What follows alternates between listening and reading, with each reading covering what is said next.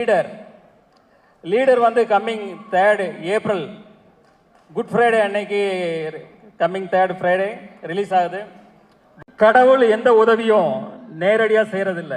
இந்த படத்தை வந்து வெற்றிமாறன் சார் அப்புறம் தனுஷ் சார்லாம் இப்போ ரீசெண்டாக பார்த்துட்டு இந்த படம் வந்து ஒரு ஜெயிலர் அளவுக்கோ ஒரு விக்ரம் அளவுக்கோ ஒரு லியோ அளவுகளே இந்நிகழ்ச்சியை ஊடக வழியாக கண்டு ரசித்து கொண்டிருக்கும் ரசிக பெருமக்களே, என் உயிரினும் மேலான என் மீது அதிக அன்பும் அதிக நம்பிக்கையும் வைத்திருக்கும்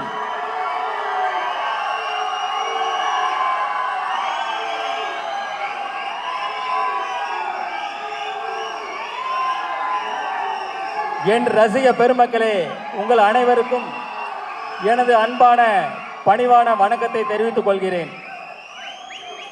இன்றைய சூழலில் உலகில் போர்முக மேகங்கள் சூழ்ந்து மக்களுக்கு துயரத்தையும் ஒரு பாதுகாப்பு அற்ற தன்மையும் நிலவி கொண்டிருக்கிறது.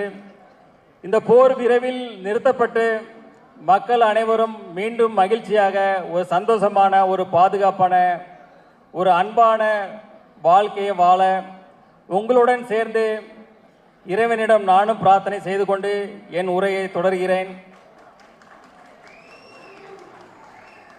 த லெஜண்ட் அந்த படத்துக்கு அப்புறம் இந்த படம் வந்து என்னுடைய 2வது படம் வந்து லீடர் வந்து coming 3rd April good Friday அன்னைக்கு கம்மிங் 3rd ஃப்ரைடே ரிலீஸ் ஆகுது. வேர்ல்டு வைடு அண்டு தமிழ்நாட்டிலையும் ரிலீஸ் ஆகுது. இந்த படத்துடைய கதை பார்த்தீங்கன்னா ஒரு இன்னசென்டான அப்பா பிள்ளை அவங்க ரொம்ப சந்தோஷமாக வாழ்ந்துட்டு இருக்காங்க. திடீர்னு அவங்க வாழ்வில் மிகப்பெரிய ஒரு கேங்ஸ்டர் உள்ளே வர்றாங்க. அதுக்கப்புறம் நடக்கிற விஷயங்களை நம்ம டைரக்டர் துரை செந்தில்குமார் வந்து அவ்வளோ அழகாக இன்றைய தலைமுறையினருக்கு பிடிக்கிற மாதிரி அவ்வளோ அழகான ஒரு ஃப்ரெஷ்ஷாக எல்லாருக்கும் பிடிக்கிற வகையில் மிக அற்புதமாக இயக்கியிருக்காங்க. அதாவது அவர் வந்து தன்னை முழுசாக அதில் அர்ப்பணிச்சுக்கிட்டார். எப்போவுமே தன்னை ஒருத்தர் முழுசாக அர்ப்பணித்து ஒரு வேலை செய்யும்போது அது ரொம்ப பிரமாதமாக ஒர்க் அவுட் ஆகும். இந்த படமும் அதே போல் மிக பிரம்மாண்டமாக வந்திருக்கு. இந்த படத்தை ஃபஸ்ட்டு எடிட் பண்ணி பார்த்து தான் இந்த மியூசிக் டைரக்டர் ஜிப்ரான் அவர்கள் தான் பார்த்தாங்க. பார்த்துட்டு டைரக்டர்கிட்ட ஃபோன் பண்ணி ஒரு 1/2 hour இந்த படத்தை பற்றி ஒவ்வொரு டீட்டெயிலாக பாராட்டி அந்தளவுக்கு பேசியிருக்காரு. எனக்கு தெரிஞ்சு இதே போல் வேறு எந்த படத்துக்கும் அவர் பாராட்டியிருப்பாரா எனக்கு தெரியல. ஸோ அவருடைய இசையும் இந்த படத்தில் வந்து ஒரு குத்து சாங்கு அதே போல் எதுவும் கிடையாது. இது படத்தோட ட்ராவல், அதாவது ஸ்டோரியோட ட்ராவல் ஆகிற மாதிரியான சாங்ஸ் இதில் இருக்குது. அதுக்கான வரிகள் இருக்குது, அதுக்கான படப்பிடிப்பு எல்லாமே அதை நோக்கி பயணித்தோம். ஸோ அதுக்கான இசையை பிரமாதமாக பண்ணி கொடுத்துருக்கிறாரு.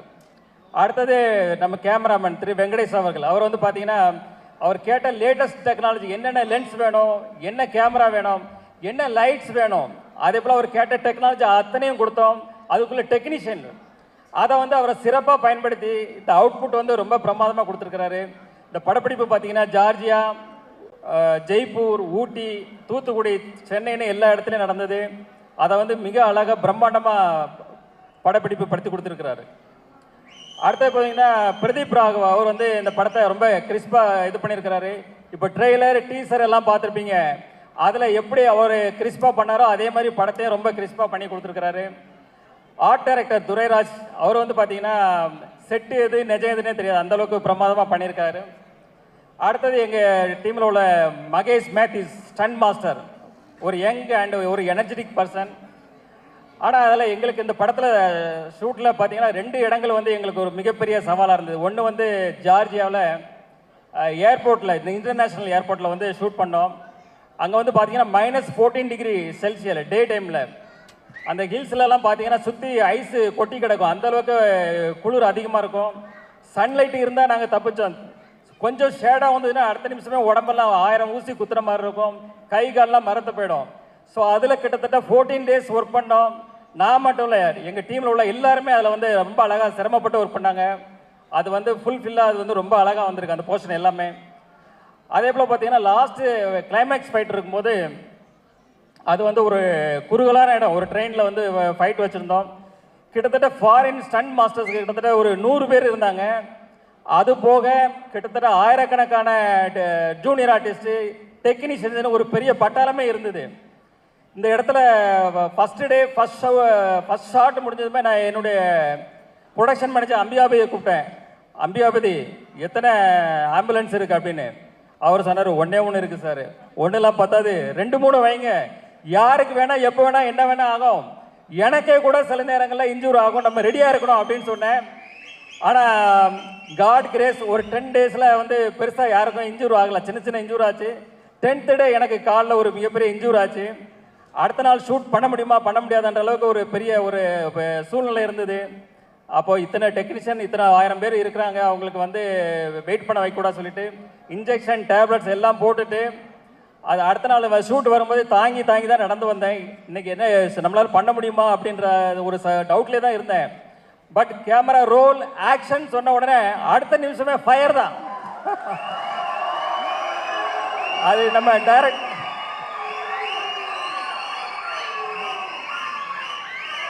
நம்ம டைரக்டர் சார் சொன்ன மாதிரி அந்த எனர்ஜி எங்கேருந்து வருது தெரியாது. அது காட் பிளஸிங், கடவுளுக்கு தான் நன்றி சொல்லலாம். அதே போல் இந்த படத்தில் ஒர்க் பண்ண அத்தனை டெக்னீஷியன்ஸும் அவங்கள வந்து முழுசாக அர்ப்பணித்து இதில் ஒர்க் பண்ணாங்க. எப்படி இப்போ நம்ம தலை எப்படி அப்படி தான் வாழு. ஸோ அதே போல் என் கூட இருந்த எல்லாருமே அவங்கள தன்னை அர்ப்பணித்து அந்த இதில் ஒர்க் பண்ணாங்க. அவங்களுடைய ஒர்க்கு எல்லாரும் ரொம்ப ஃபென்டாஸ்டிக்காக வந்திருக்கு. அவங்களுக்கு எல்லாருக்கும் தேங்க்ஸ். அதாவது நம்ம டைரக்டர் டீம் ஆகட்டும், எனி அதர் டெக்னீஷியன், எல்லா டெக்னீஷியனுக்கும் என்னோட தேங்க்ஸ்.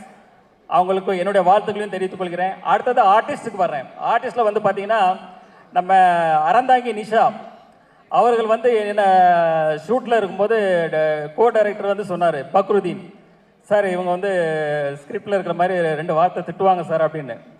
சரின்னு இருந்தேன். அவங்க பார்த்தா ஷார்ட் போகுது, திட்டிகிட்டே இருக்கிறாங்க. எனக்கு ஷாக் ஆகிட்டு உடனே பக்ருதீன் சாரை கூப்பிட்டு, என்ன சார் இது, நீங்கள் 2 சீன் தானே சொன்னீங்க சார், இன்னும் இவ்வளோ திட்டிகிட்டு இருக்காங்களா அப்படின்னு. இல்லை அவர் சொன்னார், மேடம் கூட 2 வார்த்தை போட்டுக்கலாமான்னு கேட்டாங்க. நான் சரின்னு சொன்னேன். ஆனால் இப்படி பச போடுவாங்கன்னு எனக்கு தெரியாது சார் அப்படின்னு. ஆனால் அப்புறம் அறந்தாங்கி நிஷாட்ட அப்புறம் சொன்னேன் வந்து, இல்லை இது நீங்கள் பண்ணது கரெக்டு தான். இந்த வந்து சீன் அப்போ தான் இது வந்து நல்லா இன்ட்ரெஸ்டிங்காக இருக்குன்னு சொல்லி அந்த சீன் அதே போல் ரொம்ப நல்லா வந்தது. அடுத்தது பார்த்தீங்கன்னா நம்ம யோகிராம், வேலு, நிரஞ்சன், கதிர், அதே போல் பத்மன், இவங்க எல்லாருமே அந்தந்த ஆர்டிஸ்ட்டு அந்தந்த கேரக்டரில் ரொம்ப அழகாக பண்ணாங்க. இதே போல் பல ஆர்டிஸ்ட் அதில் ஒர்க் பண்ணாங்க. அவங்க எல்லாருக்குமே என்னுடைய வாழ்த்துக்கள். அடுத்தது வந்து இயல் பாப்பா, அவங்க வந்து ஒரு பான் ஆர்டிஸ்ட் தான். டைரக்டர் ஆல்ரெடி இப்போ சொன்னார், அந்த சின்ன வயசுலேயே அந்த வயசுலேயே அந்த அளவுக்கு அதை புரிஞ்சுக்கிட்டு அதை அழகாக டெலிவரி பண்ணுற விதமாகட்டும் எல்லாம் ஆகட்டும். செட்லேயே அவங்க பேரண்ட்ஸ்கிட்ட சொன்னேன், இந்த பொண்ணு ஒரு நாளைக்கு பெரிய ஹீரோயினாக வரணும்னு, அது கண்டிப்பாக நடக்கும். அதே போல் நம்ம ஜார்ஜ் வில்லியம்ஸ்னு நடித்தார் என் கூட. அப்போ அவர் வந்து ஒரு சீனு, அவர் அங்கே நிற்கிறாரு, நான் இங்கே நிற்கிறேன். அப்போ அவர் வந்து கொஞ்சம் சங்கோச்சப்பட்டார், சார் நீங்கள் அங்கே இருக்கணும் நான் இங்கே இருக்கணும் இதான் சார் அப்படின்னு கொஞ்சம் சங்கோச்சப்பட்டார். சார் சினிமா தானே சார், இது அப்படி தான் பண்ணணும்னு சொல்லி அவரை சமாதானப்படுத்தி அந்த சீனை முடித்தோம். அதுக்கப்புறம் ஒரு எமோஷனான சீன், என்னோடய எமோஷனான ஒரு சீனு. செட்டில் அந்த சீன் முடிஞ்சதும் எல்லாரும் கிளாப்ஸ் பண்ணாங்க. சார் ஓடி வந்து கையை பிடிச்சிட்டு ரொம்ப நெகிழ்ச்சியாக கண்ணெலாம் கலங்கி அவர் வந்து ரொம்ப பாராட்டினார். அந்த தருணங்களும் ரொம்ப சந்தோஷமாக இருந்தது. அடுத்தது பார்த்தீங்கன்னா நம்ம பாகுபலி பிரபாகர், அவர் வந்து பார்த்தீங்கன்னா ஒரு சீனில் அப்படி ஃபோனை அப்படி தூக்கி வீசினார். அப்படி பார்த்தா எல்லாம் ஃபோன் தெரிச்சு ஓடுது. பக்கத்தில் இருந்தவங்க எல்லாரும் தூரமாக ஓடி போயிட்டாங்க. ஏன்னா அவ்வளோ பயம். என்ன சார் இது இவ்வளோ பவர்ஃபுல்லாக அடிக்கிறாரு. ஏன்னா அவர் அச்சானபாக 6 அடிக்கு மேலே இருக்கிறாரு, கடோத் கஜன் மாதிரி இருக்கிறாரு. அது எல்லாம் கொஞ்சம் பயந்தாங்க. அப்புறம் அவர் வந்து சொன்னார், இல்லை சார் நான் இப்படி பண்ணுறேன் இது இப்படி பண்ணுறேன் யாருக்கும் ஒன்றும் ஆகாதுன்னு சொல்லி அடுத்த சீன் எடுத்தோம். அதே போல் ரொம்ப இன்ட்ரெஸ்டிங்காக அது போச்சு. அதே போல் பார்த்தீங்கன்னா நம்ம லால் சார் வந்து ஒரு மிகப்பெரிய ஜீனியஸ். அவர் வந்து ஒரு ப்ரொடியூசர், ஒரு டைரக்டர், ஒரு ஆக்டர். அவர் வந்து இந்த படத்தில் பண்ணும்போது நாங்கள் எங்களுக்கு ஒரு இது பயம். ஏன்னா மோகன்லாலுக்கு அப்புறம் அவர் மலையாளத்தில் மிகப்பெரிய ஒரு நடிகர். ஸோ அவர் கூட நடிக்கிற ஷாட்டில் நாங்கள் ரொம்ப கான்சியஸாக பண்ணும்போது மோஸ்ட் ஆஃப் த ஷாட் அவர் கூட சார் கூட பண்ணும்போது சிங்கிள் ஷாட்லேயே ஓகே பண்ணோம். அந்தளவுக்கு சேலஞ்ச் எடுத்து பண்ணேன். அது எல்லாமே most of the time single ஷாட்லேயே அது முடிஞ்சுது. அது ஒரு இன்ட்ரெஸ்டிங்கான அனுபவம். அடுத்தது பார்த்திங்கன்னா நம்ம சந்தோஷ் பிரதாப் அவர் வந்து ஸ்டார்டிங்கில் ஒரு ஃபஸ்ட்டு ஷெட்யூலில் அவருடைய இது பார்த்துட்டு வந்து இது வந்து ஒரு மேனரிசம் பண்ணார், சிரிச்சுக்கிட்டே ஒரு மேனரிசம் பண்ணார். அப்போ நான் டைரக்டர் சார்கிட்ட சொன்னேன், சார் இது மேனரிசம் நல்லா இருக்கு சார், படம் ஃபுல்லாக இது ட்ராவல் பண்ணால் நல்லா இருக்கும்னு. சாரும் அக்செப்ட் பண்ணிக்கிட்டாங்க. அப்புறம் அதுக்கப்புறம் பார்த்தீங்கன்னா கிளைமேக்ஸ் ஃபைட்டில் வந்து அவர் கண்ணில் ஒரு அடிபட்டுரும், கண்ணில் பிளட் மாதிரி ஒன்று இதாகிடும், கிளாட் ஆகிடும். ஸோ எவ்ரி ஷாட், அதாவது அந்த கிட்டத்தட்ட 14 டேஸு எவ்ரி ஷாட் வந்து அவர் கண்ணில் அந்த பிளட்டை போடணும், எவ்ரி ஷாட்டு. அதாவது யாருமே சொல்ல வேண்டியதில்லை, யாருமே அவருக்கு எதுவுமே சொல்ல வேண்டியதில்லை. அவரே அந்த கரெக்டாக அந்த ஷாட் ரெடினா அந்த கண்ணில் அந்த பிளட்டை போட்டு வந்துடுவார். அதை பார்க்கும்போதே நம்மளுக்கே சிரமமாக இருக்கும், அது கஷ்டமாக இருக்கும். அது என்னடா இவ்வளோ கஷ்டப்பட்டு பண்ணுறாங்களேன்னு. பட் அவர் வந்து அதை டெடிக்கேஷன், அந்த அளவுக்கு அவர் வந்து சின்சியாரிட்டி, அவர் வந்து மிகப்பெரிய உயரத்துக்கு வரணும் நீங்கள். அதே போல் நம்ம ஷாம் சார் வந்து பார்த்தீங்கன்னா அவருடைய மெச்சூர்டான நடிப்பு அந்த படத்தில் கொடுத்துருக்கிறாரு. அவர் இத்தனோட வருட ட்ராவலில் பார்த்தீங்கன்னா அந்த ஒரு அனுபவம், அந்த மெச்சூர்டான நடிப்பு அதை கொடுத்துருக்கிறாரு. எனக்கு தெரிஞ்சு அவர் பண்ண கேரக்டரை வேறு யார் பண்ணாலும் இந்த அளவுக்கு நல்லா ஜஸ்டிஃபை பண்ணி இருக்க முடியுமான்றது எனக்கு ஒரு டவுட் தான். அதே போல் வந்து ஜார்ஜ் வில்லியம்ஸ் வேற இருந்தது. ரைட்டு. நம்ம வந்து அமிர்தா ஐயர்னு ஒருத்தவங்க பண்ணாங்க. அவங்க ஒரு சின்ன ரோலில், அதில் நல்ல ரோல் தான் அவங்களுக்கு, அமிர்தா ஐயர். ஆக்சுவலி அவங்க பார்த்தீங்கன்னா செட்டுக்கு வரும்போது வந்து ஒரு இன்னசென்ட்டாக இருப்பாங்க. அது வந்து சீன் பார்த்தீங்கன்னா மிகப்பெரிய சீனாக இருக்கும். இந்த சீனை அவங்களால எப்படி கன்சியூம் பண்ண முடியும், எப்படி பண்ண போகிறாங்கன்னு ஒரு பயத்தோடய நம்ம இருப்போம். ஆனால் அந்த சீனை ரொம்ப அழகாக நேர்த்தியாக பண்ணி எங்களை ஆச்சரியப்பட வச்சாங்க. அதே போல் ஒரு எமோஷனான ஒரு சீன் இருந்தது, அதுலேயும் வந்து அவங்க அழகாக பெர்ஃபார்மன்ஸ் பண்ணி அதை வந்து இப்போ எல்லாருடைய பாராட்டையும் பெற்றாங்க. அதே போல் ஐஸ்வர்யா லட்சுமி மேடம், அவங்க வந்து பார்த்திங்கன்னா ஐஸ்வர்யா மேடம் வந்து ஒரு முதிர்ச்சியான பண்பட்ட நடிப்பு, அதாவது அவங்களுடைய ஷெட்யூல் மோஸ்ட்லி எங்களுக்கு ஜெய்ப்பூரில் தான் இருந்தது. ஒரு முதிர்ச்சியான பண்பட்ட நடிப்பை ரொம்ப சிறப்பாக வெளிப்படுத்தினாங்க. ரியலி அது வந்து அவங்கள பாராட்டத்தக்கது. அடுத்தது நம்ம ஆண்ட்ரியா, அவங்க வந்து பார்த்திங்கன்னா நம்ம டைரக்டர் சார் எல்லாருக்குமே அந்த கேரக்டருக்கு வந்து வேறு வேறு அந்த கேரக்டருக்கான நேம் தான் வச்சுருந்தாங்க. ஆனால் ஆண்ட்ரியா அவங்க வரும்போது மொத்தம் ஆண்ட்ரியானே சொல்லி எழுதி வச்சுருந்தாங்க. ஏன்னா அந்த கேரக்டருக்கு அவங்க பண்ணால் நல்லா இருக்கணும், அந்தளவுக்கு சார் வந்து மைண்டில் ஜஸ்டிஃபை பண்ணி வச்சுருந்தாங்க. அதை படம் பார்க்கும்போது எங்களுக்கு புரிஞ்சுது, சார் சொன்ன மாதிரி அவங்க வந்து அதை கரெக்டாக ஜஸ்டிஃபை பண்ணி ரொம்ப அழகாக பண்ணியிருந்தாங்க. அடுத்தது நம்ம தலைவர் விடிவி கணேஷ் தான். அவர் வந்து பார்த்திங்கன்னா ஒரு சீன் எடுத்துகிட்டு இருக்கோம், ஒரு ரெண்டு பேருக்கு சேர்த்து ஒரு க்ளோஸ்அப்பு. சார் வந்து எடுத்துகிட்டு இருக்கிறாங்க, ஷார்ட்டு டேக்கு போயிட்டே இருக்கு, ஓகே ஆக மாட்டேங்குது.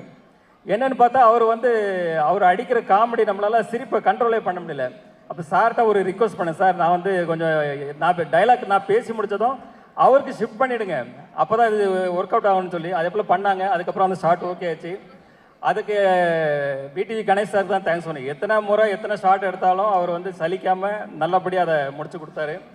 அதே போல் பார்த்தீங்கன்னா லாஸ்ட் ஒரு இடத்துல வந்து அவர் வந்து டைலாக்கு, அவர் ஒரு டைலாக்கை ஆரம்பித்து ஒரு இடத்துல முடிக்கணும், அதான் ஸ்கிரிப்ட்னா அவர் இன்னொன்றில் ஆரம்பித்து இன்னொன்றில் முடிப்பார். அடுத்த வாட்டி சரி, ஏன்னா அதுக்கப்புறம் நான் பேசணும், சரி இதில் ஆரம்பித்து இதில் முடிப்பார் பார்த்தா அப்பவும் மாற்றி பேசுவார், நம்ம ஒரே கன்ஃபியூஷன் ஆகிடுவோம்.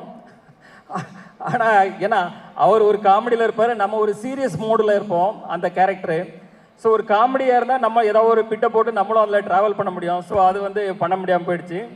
பட் அவர்கிட்ட மிகப்பெரிய திறமை இருக்குது. அவர் ஒரு தயாரிப்பாளர், அவர் ஒரு நடிகர், நாளைக்கே ஒரு பெரிய டைரக்டர் ஆனாலும் ஆச்சரியப்படுறதுல.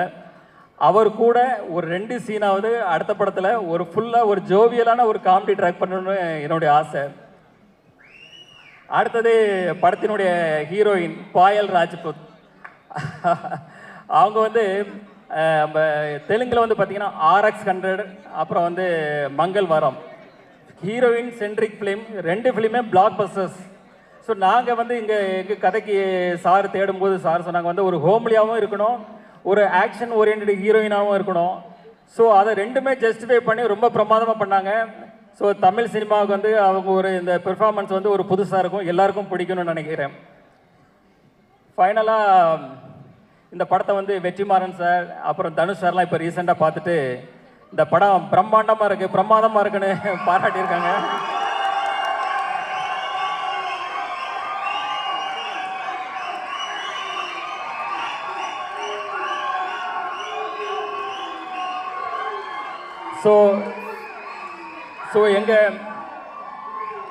எங்கள் படக்குழுக்கும் சரி எனக்கும் சரி இந்த படத்து மேலே மிகப்பெரிய நம்பிக்கை.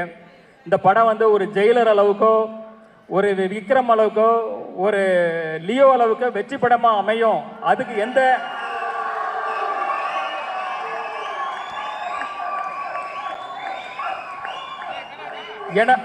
ஏன்னா அதுக்குள்ள தகுதி அத்தனையும் இந்த படத்துல இருக்கு. நீங்க அந்த படத்தை வந்து நீங்க பார்க்கும்போது கண்டிப்பா புரியும். கம்மிங் April 3 வர குட் ஃப்ரைடே அன்னைக்கு, கவர்மெண்ட் ஹாலிடே அன்னைக்கு ரிலீஸ் ஆகுது. ஸோ ஃபேமிலியோட எல்லாரும் பாருங்க. உங்களை 100% இது வந்து சாட்டிஸ்ஃபை பண்ணும்.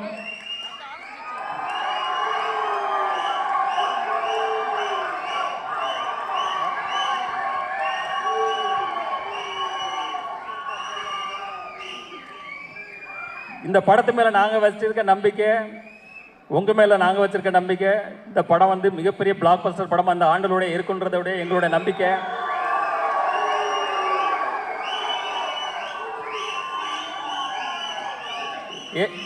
ஏப்ரல் வந்து உங்களுக்கு ஹாலிடே அண்ட் சம்மர் ஹாலிடே வந்துடுது. ஸோ சம்மர் ஹாலிடே லீடரோட பார்த்து என்ஜாய் பண்ணுங்க. அப்புறம் இப்போ என்னுடைய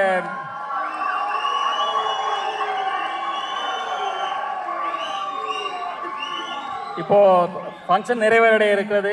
எல்லாரும் சாப்பிட்டுட்டு, எல்லாருக்கும் டின்னர் இருக்கு, சாப்பிட்டுட்டு நிதானமா ரிலாக்ஸா ஹாப்பியா போங்க. இந்த நிகழ்ச்சியை தொகுத்து வழங்கிய ஆஞ்சலினா விஜய் அவர்களுக்கு மற்றும் நம்ம நிகில் முருகன் அவர்களுக்கும் தேங்க்ஸ். கடைசியாக இந்த படத்தில் வந்த ஒரு முக்கியமான எனக்கு ரொம்ப பிடித்த டைலாக்கு, அந்த டைலாக்கோடு இந்த சொல்லி இந்த படத்தை இதை நிறைவுபடுத்துகிறேன்.